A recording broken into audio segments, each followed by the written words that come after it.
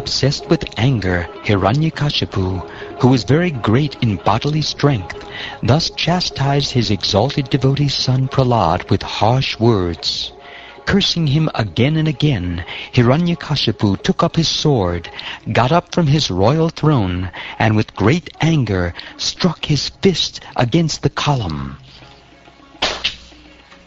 Then from within the pillar came a fearful sound, which appeared to crack the covering of the universe. Oh, my dear Yudhishthir, this sound reached even the abodes of the demigods like Lord Brahma, and when the demigods heard it, they thought, "Oh, now our planets are being destroyed."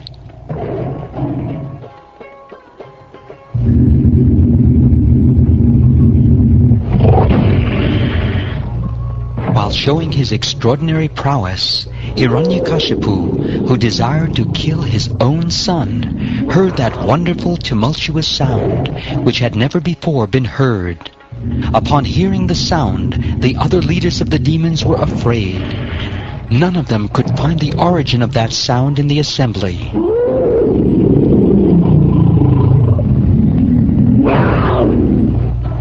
To prove that the statement of his servant, Prahlad Maharaj, was substantial, in other words, to prove that the Supreme Lord is present everywhere, even within the pillar of an assembly hall, the Supreme Personality of Godhead, Hari, exhibited a wonderful form never before seen. The form was neither that of a man nor that of a lion. Thus the Lord appeared in his wonderful form in the assembly hall. While Hiranyakashipu looked all around to find the source of the sound, that wonderful form of the Lord, which could not be ascertained to be either a man or a lion, emerged from the pillar. In amazement, Hiranyakashipu wondered, "What is this creature that is half man and half lion?"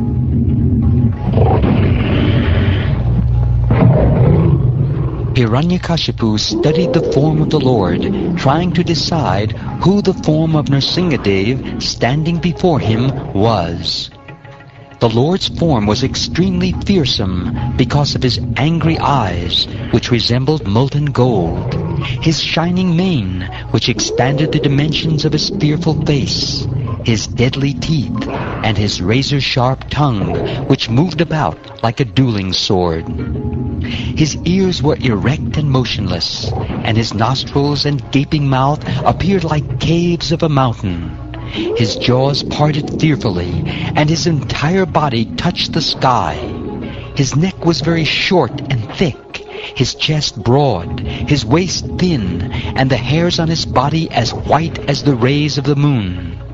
His arms, which resembled flanks of soldiers, spread in all directions as he killed the demons, rogues, and atheists with his conch shell, disc, club, lotus, and other natural weapons.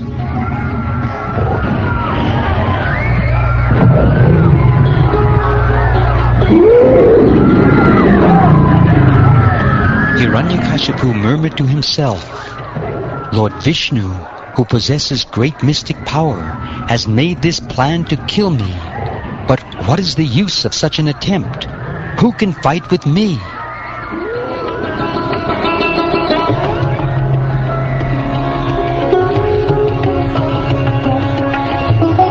Thinking like this, and taking up his club, Hiranyakashipu attacked the Lord like an elephant. Just as a small insect falls forcefully into a fire, and the insignificant creature becomes invisible, when Hiranyakashipu attacked the Lord, who was full of effulgence, Hiranyakashipu became invisible. This is not at all astonishing, for the Lord is always situated in pure goodness. Formerly, during creation, he entered the dark universe and illuminated it by his spiritual effulgence. Thereafter, the great demon Hiranyakashipu, who was extremely angry, swiftly attacked Nrsingadev with his club and began to beat him. Lord Nrsingadev, however, captured the great demon along with his club, just as Garuda might capture a great snake.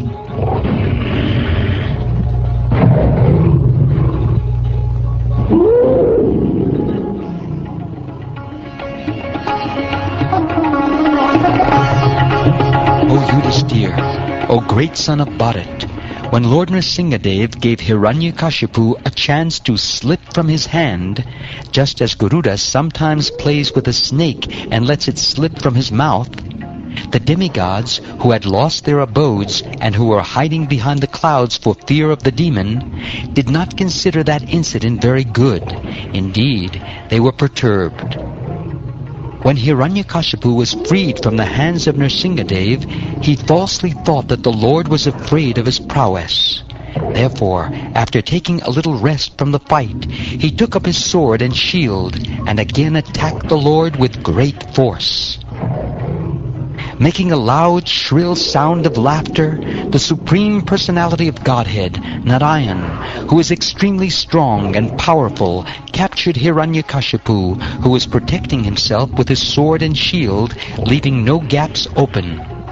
With the speed of a hawk, Hiranyakashipu moved sometimes in the sky and sometimes on the earth, his eyes closed because of fear of Nrsingadev's laughter.